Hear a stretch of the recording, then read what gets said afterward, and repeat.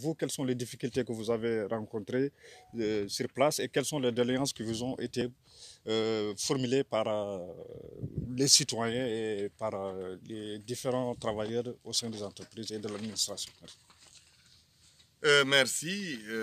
Cette tournée que nous venons de boucler, mais je signale qu'il nous reste pour cette région, pour cette première sortie dans notre tournée prévue pour tout le territoire national. Dans cette première sortie dans la région d'Akhrit-Nouadhibou, il nous reste les sites de l'orpaillage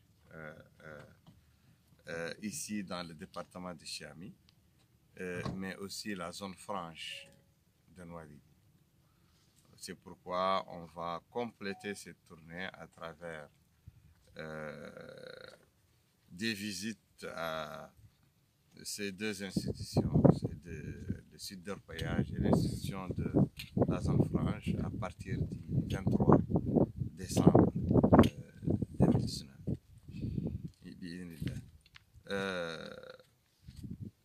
Par ailleurs, nous sommes satisfaits de la mobilisation de l'administration territoriale, des représentations des différents démembrements de l'État mauritanien, des départements ministériels dans la région, à commencer par le gouverneur de la région de Dakhli-Nouadhibou, le Wali, et tous les autres représentants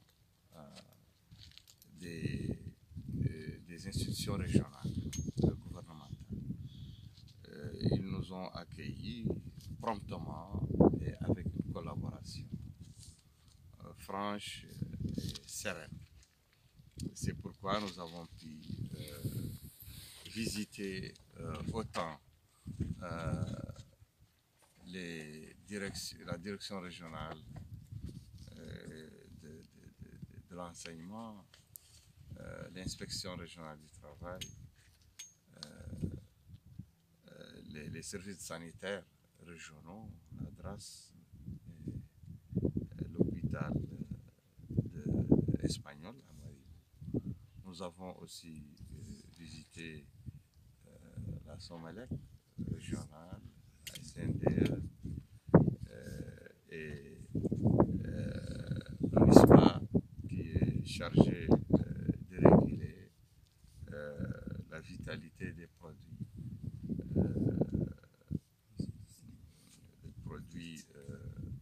halieutiques, mais aussi la société de la SNIM. On a amplement discuté avec les travailleurs, mais aussi avec l'ADG, l'administrateur directeur général de la SNIM. On a aussi visité les populations.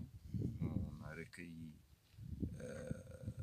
directement à travers les populations toutes les difficultés qu'ils rencontrent. On a pu agencer tout ça et un rapport est prévisible sur cette mission, un rapport qui va être transmis aux autorités compétentes, mais aussi à l'opinion nationale et internationale à travers la presse, les gens de presse que vous êtes. Nous avons aussi statué sur le site des martyrs de Inad. Nous pensons que ce ne sont pas nous seuls qui devrions toujours venir sur ce site. La Mauritanie tout entière, la Mauritanie officielle, la République représentée par la présidence et chef de l'État, le gouvernement, l'armée mauritanienne, le peuple mauritanien tout entier dans toutes ses composantes doit revisiter cette question de l'épuration ethnique qui a endeuillé les Mauritaniens les années 80 et 90, qui a emporté dans son sillage malheureux et triste beaucoup de fils et de filles de ce pays, qui a enlevé, arraché des citoyens mauritaniens de leur terre, de leur patrie, qui a dépossédé certains Mauritaniens de leurs biens, qui a enlevé beaucoup de Mauritaniens qui sont nés Mauritaniens, formés Mauritaniens, qui sont des cadres dans les services publics ou privés, qui ont été enlevés à leurs fonctions, radiés de leurs fonctions. Je pense que tout ceci doit être revisité de manière sereine par tous les par toutes les composantes du peuple mauritanien, toutes les factions, par l'État, le gouvernement, par les partis politiques, la société civile, par les nationaux mauritaniens. Ils doivent revisiter cette question pour corriger la dérive la concernant. Et tous les Mauritaniens doivent dresser une sépulture décente pour toutes ces personnes qui ont péri à Inal et ailleurs à l'occasion de à l'occasion de cette partie de notre histoire. Nous pensons que les sites d'orpaillage contiennent beaucoup de dangers, renferment beaucoup de dangers. Il y a l'esclavage moderne qui s'est largement développé sur les sites d'orpaillage, sur toute l'opération liée à l'extraction des mines d'or dans cette région. Il y a aussi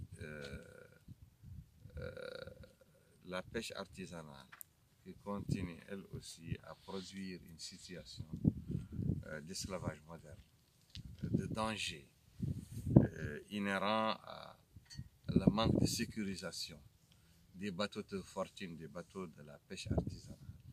La pêche artisanale qui a, sous le coup de la tentative de réforme aussi par les autorités, par le département de la pêche, connaît beaucoup d'injustices, d'exploitation de l'homme par l'homme, mais aussi de discrimination qui frappent le maillon faible de la chaîne, qui sont les travailleurs qui risquent leur vie. Les marins traditionnels qui risquent leur vie, les pêcheurs traditionnels qui risquent leur vie. Nous pensons que ces réformes renferment beaucoup d'injustices et ne renferment pas aucune condition qui permet aux marins traditionnels, aux pêcheurs traditionnels de survivre correctement et dignement dans leur pays. Nous pensons aussi que les sociétés comme la SNIM, comme la Somalec, comme la SNDE vivent aussi avec le travail de plus de 60% de leur main-d'œuvre qui n'est pas officiellement recrutée. Donc la sous-traitance de la main-d'œuvre gangrène et empoisonne la vie de beaucoup de familles, de travailleurs dans ces différentes sociétés. Nous pensons que l'enseignement croupit sous le poids du laxisme des départements centraux des ministères de l'enseignement. Il y a un laisser-aller total. Il y a une absence de plus de 40% de l'effectif officiel enregistré dans les différents ministères de l'enseignement.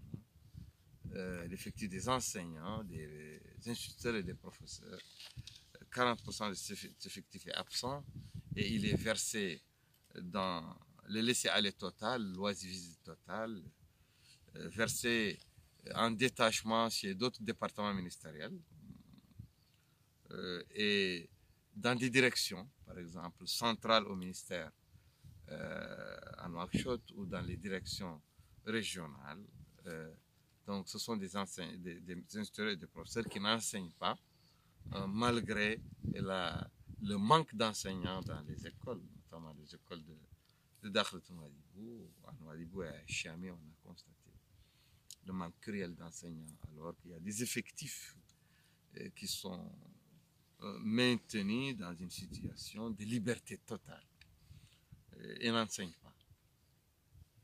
Nous pensons aussi que le constat est clair que les salaires sont très rudimentaires de ces enseignants. je pense que parmi les réformes urgentes, il faut une révision à la hausse du salaire de l'enseignant et du professeur, avec les indemnités aussi, qui doivent être inhérentes à cette fonction primordiale et fondamentale dans le développement de notre pays, sa reconstitution et sa marche vers le progrès.